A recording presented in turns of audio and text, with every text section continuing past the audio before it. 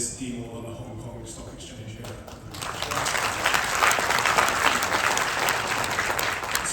So my name is Marcus. I lead the international division of D Mall International. D Mall is a retail technology company. We build all the technology that drives retail. We are Beijing based, but we have development offices in Chengdu and Shenzhen.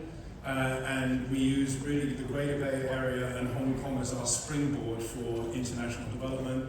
For all the reasons that the speakers have discussed this morning. It's a free port, free trade, English is widely spoken, strong rule of law, huge talent pool, world-class universities. So Hong Kong is really our kind of base to jump into the world.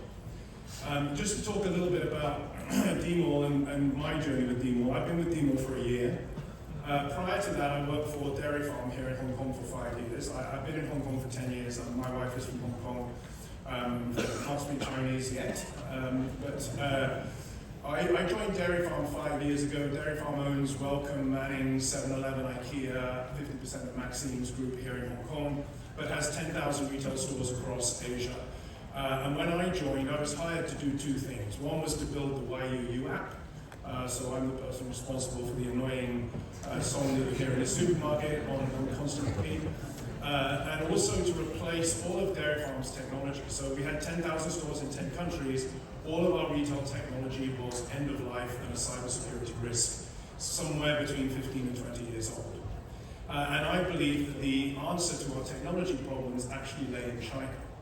I had lived in Hong Kong before, working for Adidas, and spent a lot of time in China. When I left in 2008, China was really still far behind Hong Kong in terms of its development, its tech development. It was starting to get hot as I left, but goodness me, over the next 10 years, China just jumped into the future.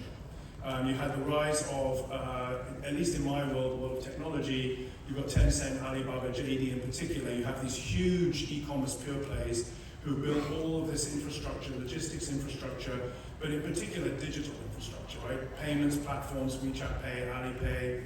And then eventually, and what caught my attention before I came back was Alibaba and JD starting their own supermarkets. I've been in the supermarket industry for 15 years.